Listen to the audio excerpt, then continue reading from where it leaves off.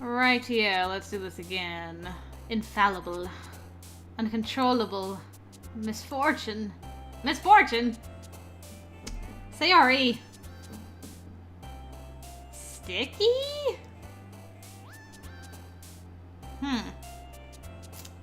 Kinda worried about that one. Breathe. Oh dear.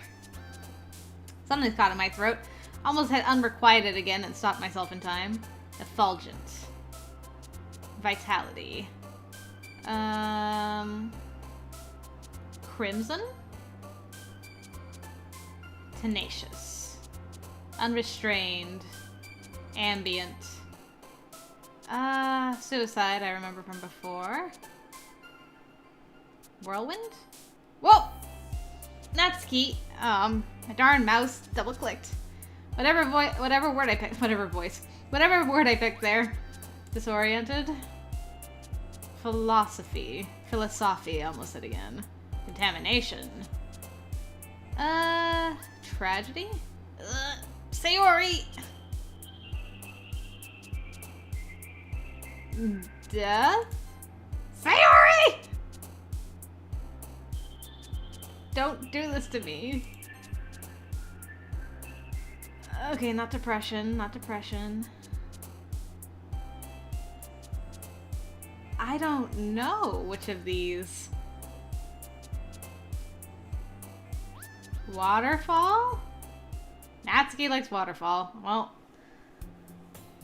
I did say before that, so if I hecked up real bad, I guess I'm gonna come back. I think I got the majority of that for Yuri. I did really good in the beginning. Another day passes, and it's time for the club meeting already. I've gotten a little more comfortable here over the past couple days. Entering the club room, the usual scene greets me. Hi, Broseph! Yo, Sayori. Looks like you're in a good mood today. I'm just still not used to you being in the club, that's all. I see. That's a pretty simple thing to get you in a good mood. But I guess it's always the simple things with you anyway. Speaking of which, I'm kinda hungry. Will you come with me to buy a snack? No thanks. That's not like you at all. I have my reasons. Why don't we take a look at your purse, Sayori? Why that, all of a sudden? No reason, really. I just wanted to look at it. Sayori nervously retrieves her coin purse. She fumbles with the latch and gets it open. Then she turns it upside down and lets its contents spill onto the desk.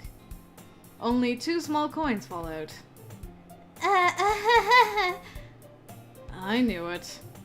I can see right through you, Sayori. That's not fair. How did you even know? It's simple. If you had enough money in the first place, you would have bought a snack before coming to the club room.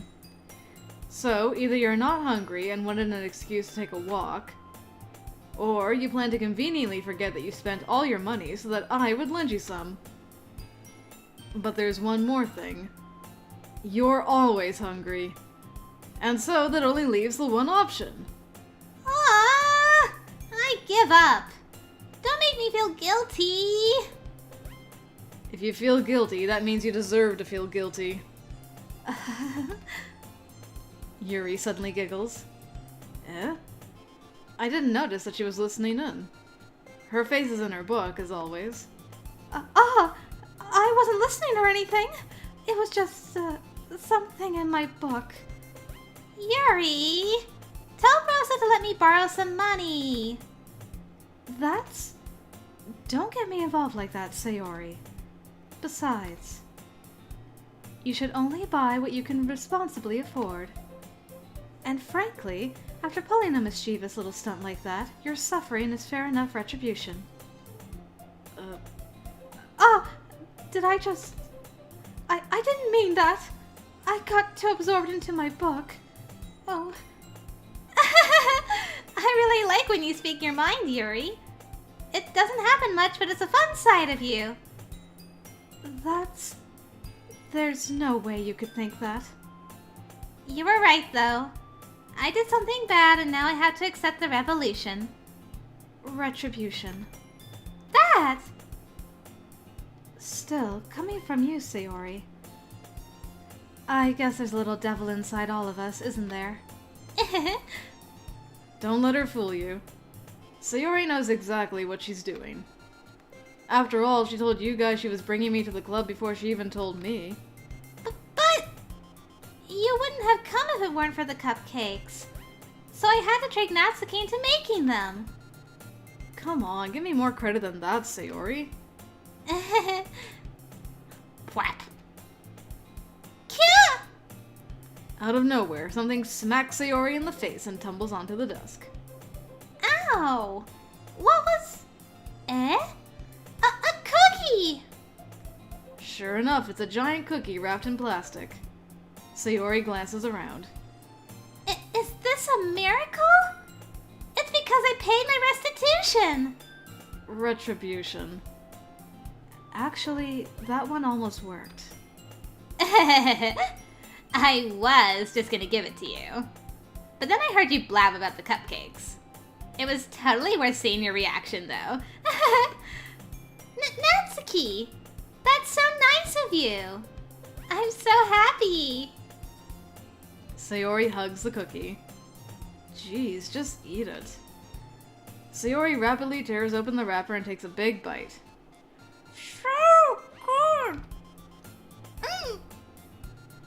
Sayori suddenly clasps her hands over her mouth. I bit my tongue! You're going through a lot over just one cookie. Natsuki takes a bite of her own cookie. Yours looks really good too, Natsuki. Can I try it? Jeez. Beggars can't be choosers. But yours is chocolate. Yeah, why do you think I gave you that one? Fine. Still, I'm really happy that you shared this one with me. Sayori gets out of her seat and goes behind Natsuki, then wraps her arms around her. Jeez. I get it. Cookie still in hand, Natsuki reaches up to nudge Sayori off of her. Oh? Sayori suddenly leans down and takes a bite out of Natsuki's cookie. Hey! Did you seriously just do that? Mouthful, Sayori trots away to safety. Yuri and I laugh as well. Jeez, you're such a kid sometimes. Monika, can you tell Sayori... Natsuki glances around. Monika isn't in the club room. Ugh. Where's Monika anyway? Good question. Have any of you heard anything about her being late today? Not me. Yeah, I haven't either. That's a bit unusual. I hope she's okay. Of course she's okay. She probably just had something to do today. She's pretty popular, after all. You don't think she has a... I wouldn't be surprised. She's probably more desirable than all of us combined. That's true. Excuse me? Suddenly, the door swings open. Sorry, I'm super sorry. Oh, there you are. I didn't mean to be late. I hope you guys weren't worried or anything. Monika chose the club over her boyfriend after all. You're so strong-willed.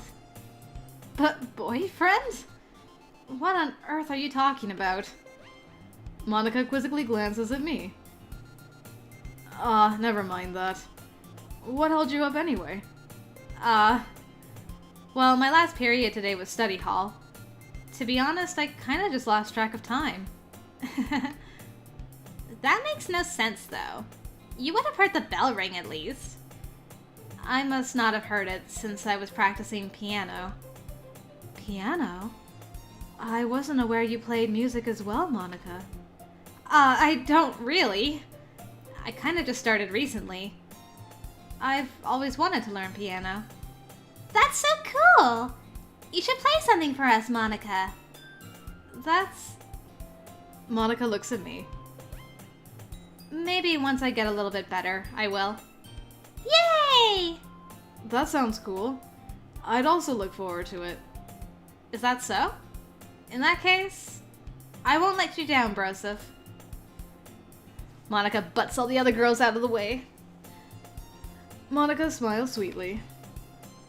I didn't mean any pressure or anything like that. Don't worry. I've been practicing a whole lot recently, and I'd really love the chance to share once I'm ready. I see. In that case, best of luck. Thanks! So, I didn't miss anything, did I? Not really. I choose to leave out Sayori's mischievous escapade. I'm sure Natsuki will end up complaining to her anyway. It looks like everyone has already settled down. Sayori somehow already finished her entire cookie. Yuri is back to her book, and Natsuki disappeared into the closet. I'll have to join Natsuki in that closet one of these days. Hey, Yuri. Eh? I suddenly noticed that Yuri is reading a different book from the one we've been reading together. Sorry, I didn't mean to interrupt. No. I was kinda just waiting for you. If that's the case, why don't we go ahead and get started? Yes, let's. Actually, I have a request. Do you mind if I make some tea first? Not at all. Thanks very much. If there's one thing that can make my reading time here any better, it's a nice cup of tea. Not to mention for yourself as well. Yuri stands up and makes her way to the closet. I follow and watch as she retrieves a small water pitcher from the shelf, the kind with a filter inside. Can you hold this for a second? Sure. Yuri hands me the water pitcher and also fetches an electric kettle. I'm going to plug this in at the teacher's desk, and then we'll go get some water. She walks past me and sets the kettle down on the teacher's desk. I simply watch her movements. To my surprise, the way she moves really contrasts her speaking mannerisms. Especially because of her long legs, Yuri appears elegant and methodical. Okay, may I have the water pitcher? Thanks. I'll be right back. I might as well walk with you. Yeah. Why not? Shall we go then? Yeah. Where are you two off to? We're just... Yuri was going to make some tea, so... I suddenly realize how weird it sounds to explain this to Monika. We're just filling the water pitcher. Okay. Sorry, I was just a bit curious. That's kind of a one-person job, isn't it? That's... Monika, please mind your own business for once. Wow. Or do you want to tell me there's something wrong with helping involve Broseph in club activities? My mouth. My mouth and my voice gape. I suppose there's nothing wrong with that. Then let's go, Broseph. Yuri quickly exits the room and I follow. Oh. And then she's like, what did I say? Once in the hallway, she suddenly puts her forehead against the wall. I spoke without thinking. How could I say something like that? Yuri. Something about the way she said that. It made me feel so... irritated. What's wrong with me? No, Yuri. I think you did the right thing. I wasn't expecting it, but... it's also not right for Monika to judge people like that. I'm so glad there's music. I was getting worried. Broseph, how come even when I do something bad, you're being nice to me? Because nothing that you do is as bad as you make it seem in your head. Nobody's perfect. We have emotions, and we can't always hide them away. But you always amplify things in your head. Your mind turns a light rain shower into a hurricane. No. Wouldn't you hate me for something as terrible as that? Why would I hate you? I can't hate someone for having emotions. What kind of friend would do that? Friend? You say? Yuri lifts her head. Broseph? I really like being friends with you. Thanks, Yuri. I like being friends with you too. I feel kind of awkward saying something like that. But I'm doing my best to help Yuri feel better. Anyway. Yeah. Shall we go? Yeah. Yuri and I walk to the nearest water fountain. Once we fill up the water pitcher, we return to the classroom. That was cute. Broseph, do you like oolong tea? Yeah. Anything is fine. Very well. Yuri sets the temperature on the kettle to 200 degrees. Now it's time to get the teapot. Man, this is like a very involved way of making tea. I usually just fill the kettle right from the faucet and then just boil it and then pour it right into my cup. And that's as far as making tea goes for me. You really do this properly, don't you? Of course. I shouldn't do any less when I'm making tea for others. Even if I'm not an expert on tea or anything? In that case, you'll only be even more impressed. Perhaps I will. Yuri fetches the teapot and begins measuring the tea leaves. To my surprise, she even starts humming a little to herself. You must be in a good mood now. Is that so? I was letting it show. And you noticed. I was doing a bit of thinking. And I decided that I would try expressing myself a little bit more. It turns out it's not very hard for me to do. When it's you who's around, anyway. That's great, Yuri. Just don't push yourself too much. You're always worrying about me, Broseph. It's very endearing. Yuri wasn't kidding. I don't even know if I can keep up with this. Ugh. I watch Yuri pour a cup of tea for each of us. Broseph, I have another request. Do you mind if we sit on the floor today? Why's that? It's a little bit easier on my back. Oh boy. Natsuki was right about you and your boobs. I can read with my back against the wall rather than bending over at my desk. Sorry, I didn't realize. No worries. I just have back pain fairly regularly, so I do my best to manage it. Mm-hmm. Is that so? I wonder why that is. Yes, I wonder why. Although I shouldn't throw too much shade as a fellow back pain sufferer. It's most likely because your posture, right? Always hunched over like that while reading. Yes! I have terrible reading posture. So that's why we should sit on the floor. Fair enough. I'll go ahead and get the book. I retrieve the book from my bag. I have some chocolate as well. It's a bag of small chocolate candies that I kept hidden from Sayori's candy radar. I was just thinking, why didn't we offer to give that to Sayori? Darn. I take it, since it'll go well with the tea.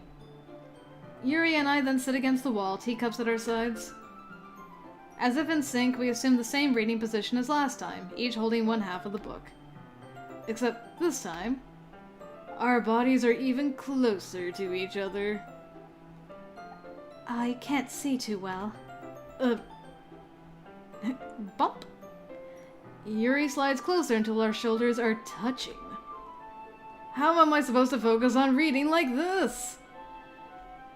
Yuri was always kind of cute, but when she's being less apprehensive, it's almost more than I can handle. Your teacup. Yuri hands me my teacup. Holding it with my hand that's not holding the book, I end up in a position that makes it even harder to focus.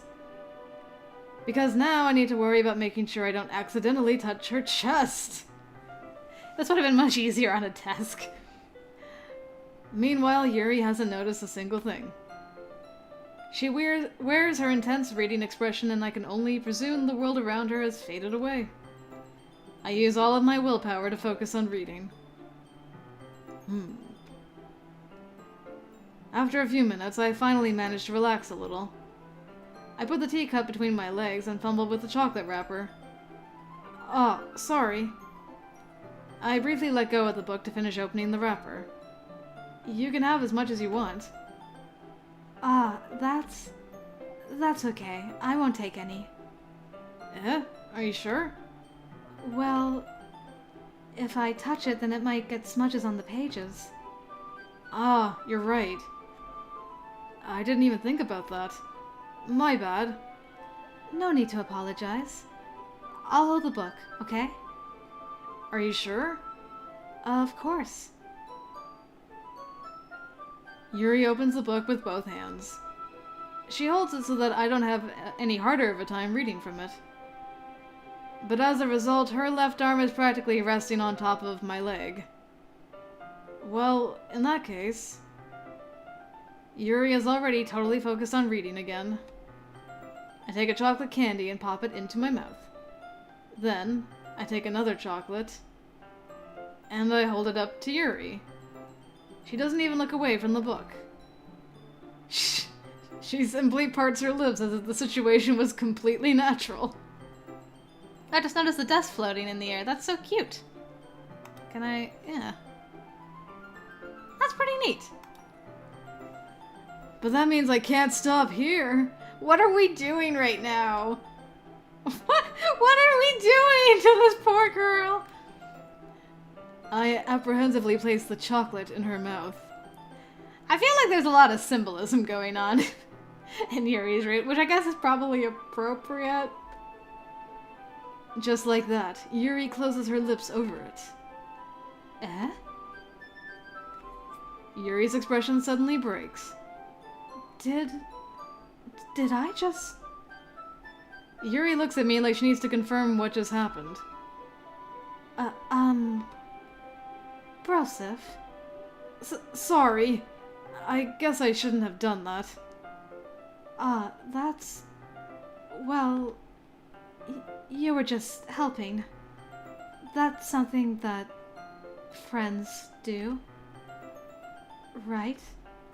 I mean... Not really in this kind of context, but... Yeah. That's all it was. Yeah. Then... You don't need to stop or anything. Oh gosh, what are we doing? Ah! Give me back my pure girl Sayori and her sunshine. This is too much for me to handle. I see. The situation has gotten really tense. Yuri tries to return to the book. But I can tell just by her expression that even she can't focus now. My heart is pounding. I nervously take another chocolate between my fingers. But this time, Yuri's eyes meet mine. How did it even come to this? That's what I want to know. Yuri doesn't avert her gaze. I noticed her chest. Oh, I thought it was just going to be like, I noticed her chest. Stop. I noticed her chest rising and falling to the rhythm of her breaths. I raise my arm. Like before, Yuri parts her lips. But it's different this time. I take the chocolate and place it in her mouth. I want to know if, like, the rest of the club is watching this weird interaction. And it's just like, I feel like there's something interesting going on in that corner of the room. I feel her hot breath on my fingers. Okay, everyone. Thank you, Monika. I've never been so happy to see you. What? Yuri jolts back. It's time to share poems. Broseph, you can help Yuri put away the tea stuff, right? Yeah, of course. Okay, thanks. The spell is abruptly broken. Oh, thank goodness for my poor heart. I'll take care of the cups. Yeah. Yuri picks up the teacups from the floor. I pick up the bag of chocolates. In the end, we hastily clean up without so much as a word between us. I get the feeling this is something neither of us will have the courage to bring up. Probably for the best.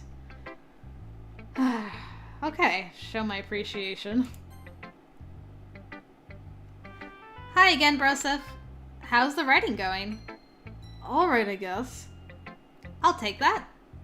As long as it's not going bad. I'm happy that you're applying yourself. Maybe soon you'll come up with a masterpiece. I wouldn't count on that. You never know. Want to share what you wrote for today? Sure. Here you go. I give my poem to Monika. Alright. This one's good. It feels like you're not only getting more comfortable with your style, but the imagery is better than the last one I read. Just wondering, but have you been finding inspiration in Yuri's writing style? I guess so. You can't deny that she's talented. Yeah, totally. I think her poems are the most romantic. That's the best way to describe it. She's like a totally different person when she picks up a pen. I noticed that too. Or when she's talking about literature, it's like a light turns on inside her. Sadly, it's hard to get much personal conversation out of her. Trust me, I've tried. Who knows what goes on in that head of hers? I hope you don't mean that in a bad way. No, of course not. I just meant that I wish she didn't keep so much to herself. But still, defending her like that... You must be pretty into her. You completely misunderstood. Calm down, I'm kidding. Besides, I'm pretty sure she's already got a boyfriend. What? Wait, really? Yeah, a fictional one anyway. Oh, thank goodness. Okay, I have plenty of those. That's normal. Monika kind of whispers that last part to me. It's just a hunch, but... Well, there's not really anything wrong with that. Oh, well, I know. I was just saying. Were you trying to make her seem kind of strange to us so that we'd be like, you know, you're right, she is kind of strange. But anyway, you want to read my poem now? I like the way this one turned out, so I hope you do too. Alright, let's take a look. Alright, this one. Save me. The colors, they won't stop. Bright, beautiful colors. Flashing, expanding, piercing. Red, green, blue. An endless cacophony of meaningless noise. The noise, it won't stop. Violent, grating waveforms, squeaking, screeching, piercing, sine, cosine, tangent. Like playing a chalkboard on a turntable. Like playing a vinyl on a pizza crust. An endless poem of meaningless. Load me.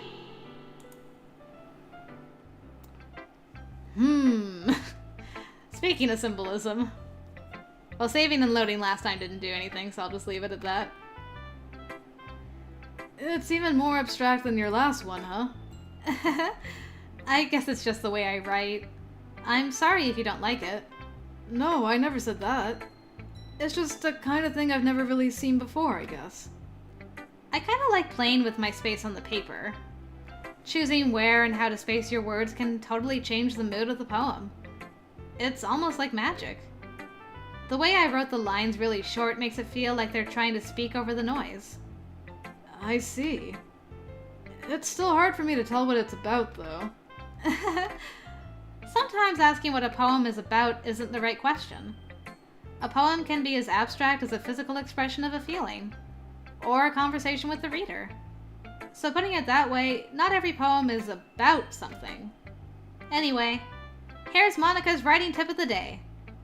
Sometimes you'll find yourself facing a difficult decision. When that happens, don't forget to save your game. You never know when you might change your mind. Or when something unexpected may happen. Wait, Is this tip even about writing? What am I even talking about? That's my advice for today. Thanks for listening. Thanks for being Monika, Monika. Alright, Sayori. Hit me with them bottles. Ooh! I like this one, Broseph. It has some nice feelings in it. Ah, I'm glad. Does that mean it's better than yesterday's? Let me think. I don't know. I guess I like them both. That's not very helpful, you know. Well, I'm not very good at figuring out if poems are good or bad. But that's why I just go by my heart. If it makes me feel things, then it must be a good poem. I'm not sure that's exactly how it works. Then again, I guess conveying feelings is a pretty important part of this whole thing. Yeah, maybe. Honestly, I don't even know what kind of writing you like in the first place. We do. We knew once upon a time. Yeah, me neither. Ugh. Why don't you at least try giving it some thought? Aw, you want to write something for me? That's so sweet. Yeah, right. But you're always thinking about other people. You need to think about yourself once in a while. If you don't, you might end up getting hurt at some point. Eh? Well, I don't really know what you mean, but I'll try to keep it in mind. I love that face. Well, whatever. Anyway, let's see. I guess I like happy poems. Wait, sometimes I like sad poems too.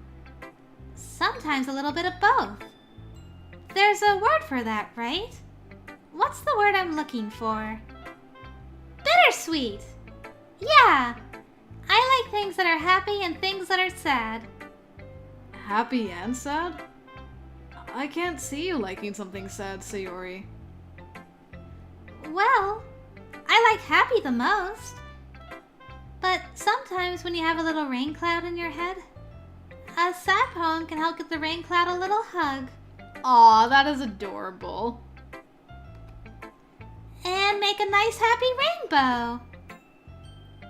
Sayori, that's unexpectedly poetic. Eh? It is? Maybe I'm getting better at expressing my feelings after all. Thanks, Broseph. I should go write that down then. You can read my poem now, okay? I would love to. Bottles. I pop off my scalp like the lid of a cookie jar. It's the secret place where I keep all my dreams. Little balls of sunshine, all rubbing together like a bundle of kittens. I reach inside with my thumb and forefinger and pluck one out. It's warm and tingly, but there's no time to waste. I put it in a bottle to keep it safe, and I put the bottle on the shelf with all of the other bottles. Happy thoughts, happy thoughts, happy thoughts in bottles, all in a row. My collection makes me lots of friends. Each bottle is starlight to make amends. Sometimes my friend feels a certain way. Down comes a bottle to save the day. Night after night, more dreams. Friend after friend, more bottles. Deeper and deeper my fingers go, like exploring a dark cave, discovering the secrets hiding in the nooks and crannies. Digging and digging, scraping and scraping. I blow dust off my bottle caps. It doesn't feel like time elapsed. My empty shelf could use some more. My friends look through my locked front door. Finally, all done. I open up and in come my friends. In they come in such a hurry. Do they want my bottles that much?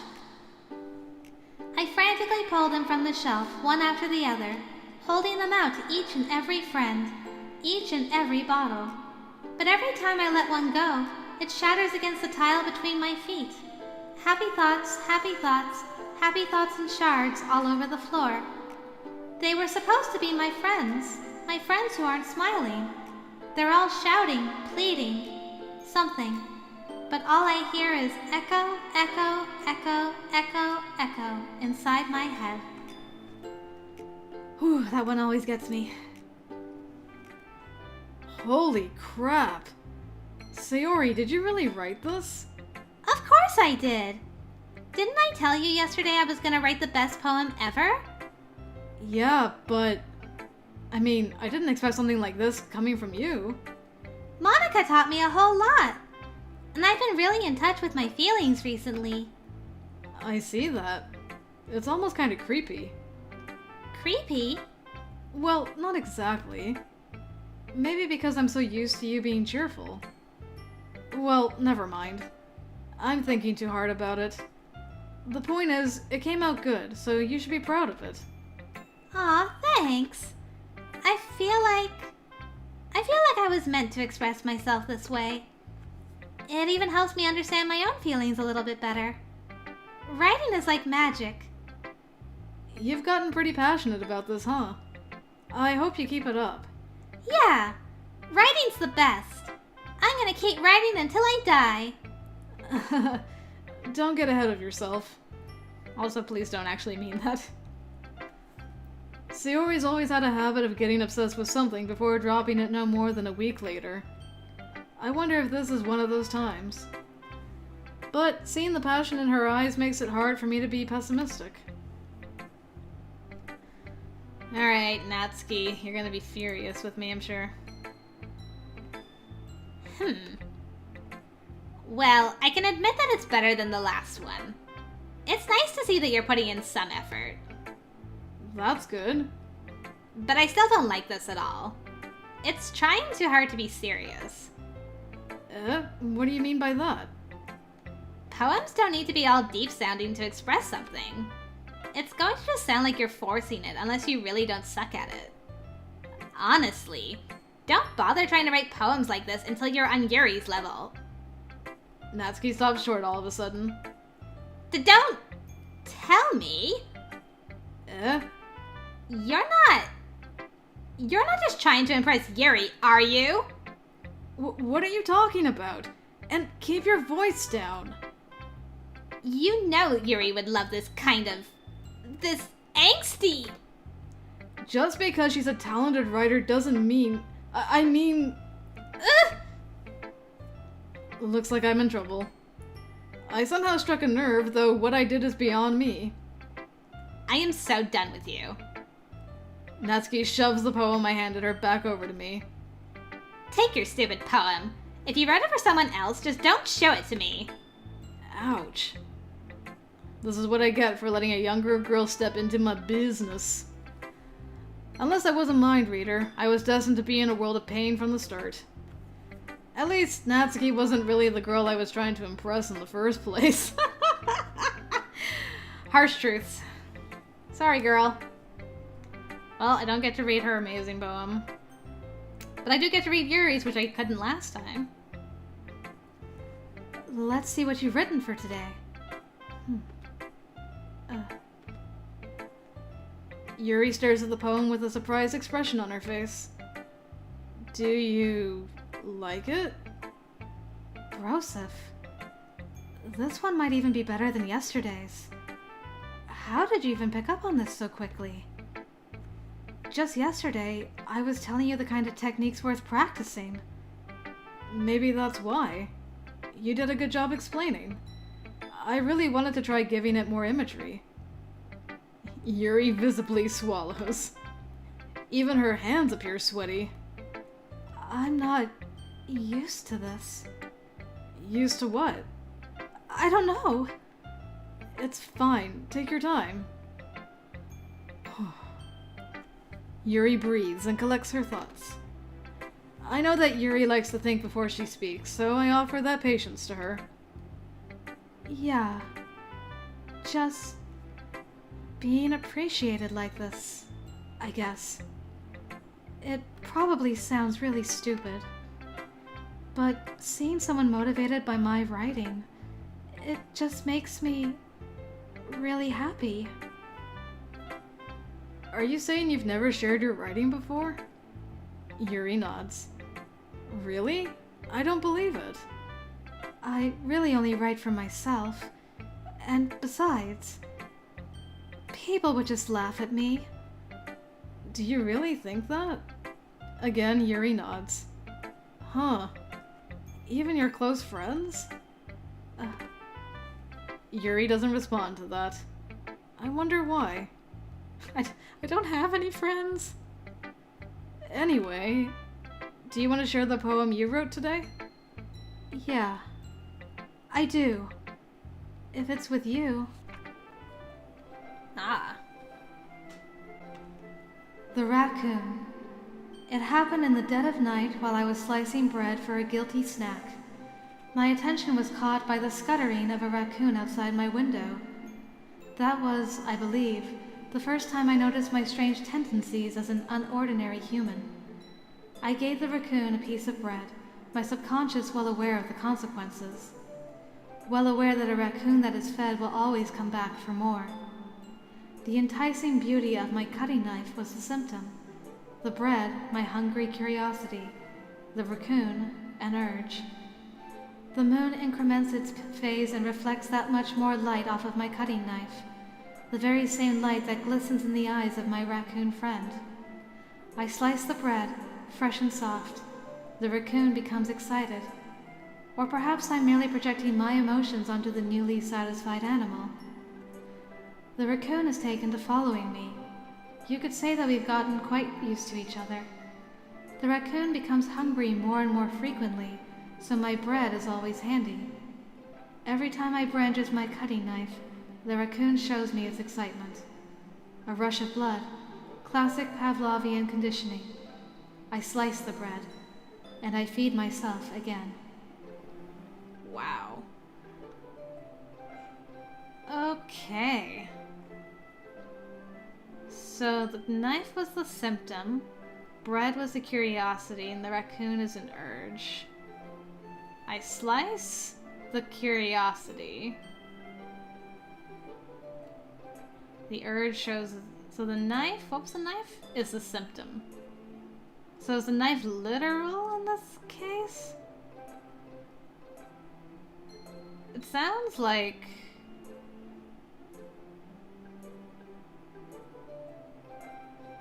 I really hope this doesn't mean she's cutting. Oh dear. Like... She got into some habit. And she's like, I'm aware that the very first time I did it, every time she does it, it's just feeding the urge to do it again and again. A rush of I'm kind of, oh no, is she into cutting? Oh, poor Yuri. Well, we'll find out. I guess at some point. Do you have a knife collection by any chance? I was a little more daring with this one than yesterday's. I'll say. I can see that. It's a lot more metaphorical. I don't know if it's my fault, but I can't begin to imagine what this poem is about. It's probably for the best. That's right. It's a bit closer to my preferred writing style. Using the poem as a canvas to express vivid imagery and conveying emotions through them. Yeah, if I take it at face value, then I can't even figure out what it's supposed to mean. Well, I think it's something that different people can relate to in their own way. I wanted to express the way it feels for me to indulge in my more unusual hobbies. Aha! It's those sorts of things I'm usually forced to keep to myself. So I sometimes enjoy writing about them. Why do you keep them to yourself? Because they're embarrassing. And people would make fun of me. Don't you have anything like that, Broseph? Well, yeah, I guess I do. I feel like everyone has a little something like that. The best we can do is respect each other and our individualities. Even if it's difficult sometimes, and some things make us uncomfortable. After all, if I hadn't learned to embrace my own weirdness, I would probably hate myself. I might be ranting a little bit now, but I'm glad that you're a good listener. You're good at a lot of things. Writing, listening, putting chocolate between my lips. There really aren't many people like you, Broseph. That's exaggerating a little bit. It's just how I feel. I never thought I would feel so comfortable sharing my writing. But now I almost feel like I look forward to it. It's just a really nice feeling. And you're to thank for that. It's nothing, really. Yuri smiles sincerely at me. For just a moment, her timidness seems to disappear.